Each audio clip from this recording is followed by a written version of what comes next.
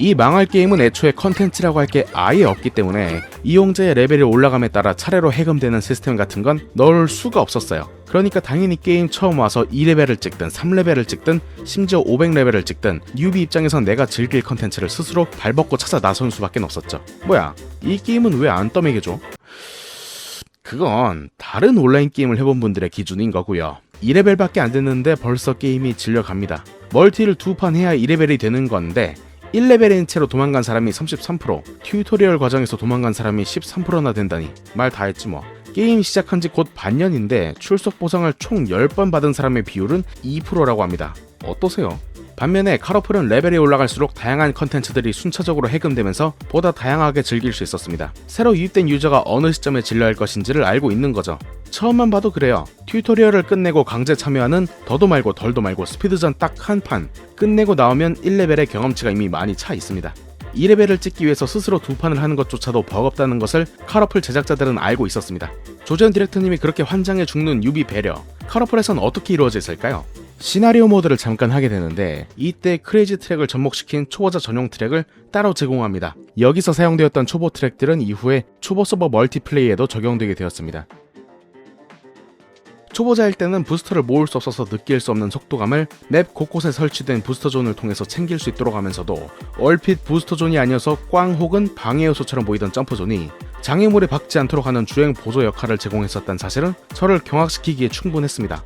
야, 이거 어디까지 내다보고 만든 거야? 2레벨을 달성하면 오픈되는 시나리오 모드를 볼게요.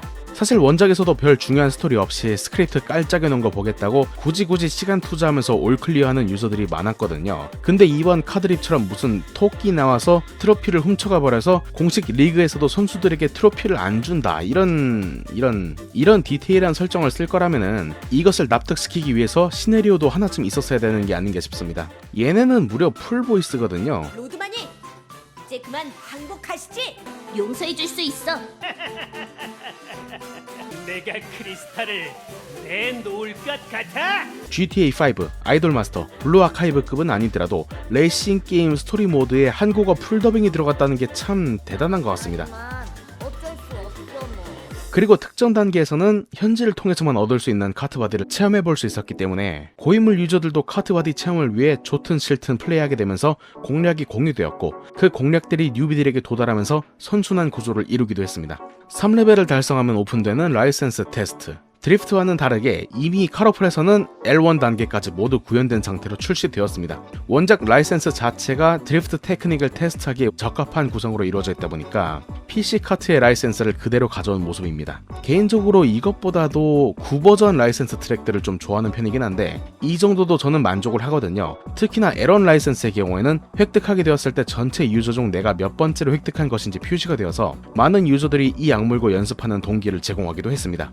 6레벨을 달성하면 오픈되는 마이룸. 원작의 마이룸 형태를 따르되 좀 깝깝할 수 있었던 단점을 해결해서 반 오픈월드 형식으로 출시가 되었습니다. 그래서 내 캐릭터를 움직여서 마이룸 영역을 벗어나서 자유롭게 뛰어다닐 수가 있고요. 사람들끼리 모여서 이야기도 나눌 수 있는 데다가 마이룸 안에서도 다양한 미니게임이 존재해서 굳이 레이싱이 아니더라도 다른 사람들과 소통하면서 놀 수 있었습니다.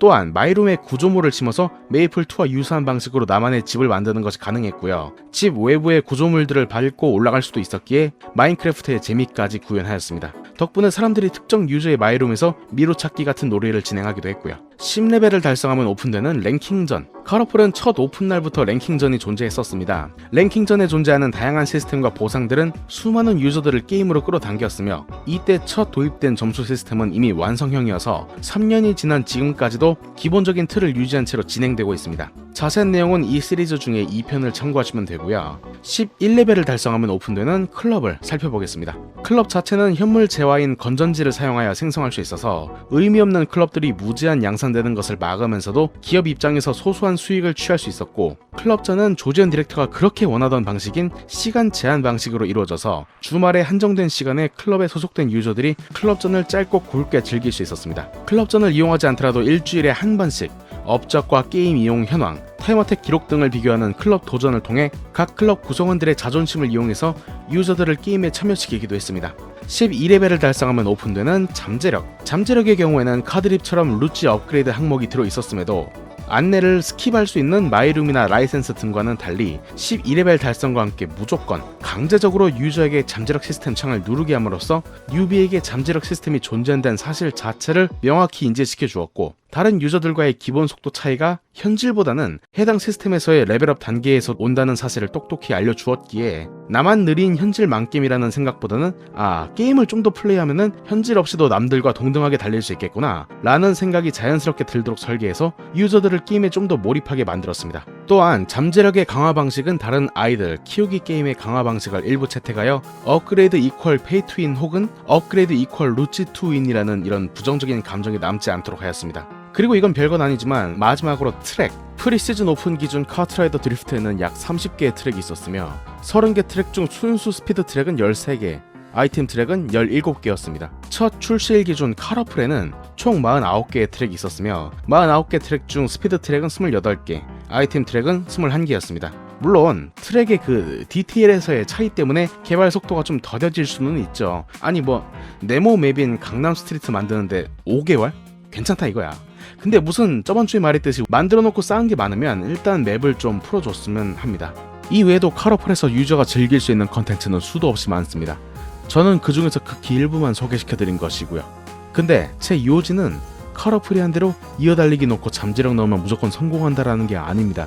잘 생각해보세요. 제가 오늘 보여드렸던 자료화면은 최근이 아니라 카트라이더 러시 플러스가 처음 출시된 그 첫날에 녹화된 영상입니다. 이 게임은 게임 출시일부터 이 모든 것이 완벽하게 완성된 채로 출시되었다는 것이죠. 제가 말하고 싶은 것은 카라플 개발진들은 초기 유저를 끌어모으기 위해서 누가 봐도 최선을 다했다는 것을 알 수 있습니다. 진정으로 게임을 이해하고 진짜로 유저의 입장이 되어서 개발을 했기 때문에 사람들이 어디서 불편을 겪을지, 어디서 흥미를 잃게 될지를 모두 고려하였고, 언뜻 보면 사람들이 많이 이용하지 않을 것 같은 기능들도 최선을 다해 개발해서 한 기능이 마음에 들지 않아도 또 다른 기능들에서 이 게임의 매력을 느낄 수 있도록 해서 폭넓은 유저층들에게 큰 만족감을 주었죠. 그 반면에 카드립은 완벽하지 않으면 출시하지 않겠다라는 이전 인터뷰가 무색할 만큼 그래요, 미완성 게임인 채로 출시하였습니다. 맞아요, 미완성이 맞다고 부정하지 말어. 카트바디 성능, 주행 물리, 그리고 트랙의 구조는 4년간의 CVT와 수많은 FGD들에도 불구하고 그 틀이 확정되지 않아서 시즌이 진행되는 도중 계속 변화하였고 피엄체 신세로 전락한 유저들에게 큰 혼란을 줬습니다. 게임의 판도가 뒤집어질 거라고 단언하면서 정규 시즌에 선보인 그랑프리 모드는 입장 제한인 B1 라이센스를 따지 않은 92%의 유저들에겐 아무 효과가 없었고 나머지 8%의 유저들에게는 점수 등락폭으로 큰 스트레스를 선사하면서 시즌2에는 점수 획득 방식에 아주 약간의 조정을 주었죠. 과거 CBT들을 통해 유저들에게 선보였던 이미 원작 카트라이더와 러시 플러스에서 2번씩이나 질리도록 봤던 수많은 트랙들은 정식 출시 때 전부 숨겨놓고 2023년 말까지 이를 컨텐츠라는 명목으로 순차적으로 풀면서 완급을 조절하려는 듯이 보입니다. 그리고 길드, 마이룸 등의 원작에도 존재했던 수많은 핵심 컨텐츠들은 아예 개발을 시작하지도 않은 상태였던 데다가 이런 메인 컨텐츠의 부재를 지적하는 유저들을 상대로 게임이 미완성이라는 것은 원작을 경험한 유저의 기준일 뿐이라고 일갈하며 본인들이 9년간 월급 루팡을 한 것처럼 보인다는 것을 부정하기에 바빴죠. 2022년 4월에 진행된 간담회가 끝난 이후 대기실에서 저는 조재현 디렉터님에게 이런 말씀을 드렸습니다. 억울하지 않으세요? 카트라이더 운영진이 정말 사회적으로 지탄받을 짓을 해서 욕을 먹는 게 아니지 않습니까? 게임 잘 만들어 놓고 오직 운영, 순전히 100% 운영을 못해서 이렇게 욕을 들어먹고 계시는 거잖아요. 유저들이 진정으로 원하는 것을 캐치해서 이를 게임에 반영하신다면 유저들의 민심은 자연스럽게 돌아설 겁니다. 또 이런 말씀도 드렸습니다. 카러플은 경악스러울 정도로 훌륭한 시스템을 갖추고 있는 게임입니다. 다른 게임에서 좋은 점이 있다면 그것을 우리 게임에 맞게 베껴오는 것은 절대 부끄러운 일이 아닙니다. 다른 분야에서의 장점을 우리 쪽으로 새롭게 도입하는 것 역시 일종의 혁신이니까요. 저는 실제로 이와 같은 입장을 조재현 디렉터에게 직접 전달했습니다. 이것은 제가 직접 전달드린 내용들 중 극히 일부일 뿐입니다. 여러분들이 평가해보세요. 이 짧은 문장들 중 단 한 가지라도 게임에 반영된 것이 있습니까? 최소한 나는 카트를 욕할 자격이 있다고 생각해요. 그리고 그 누구보다도 더 화가 나는 사람일 거고요.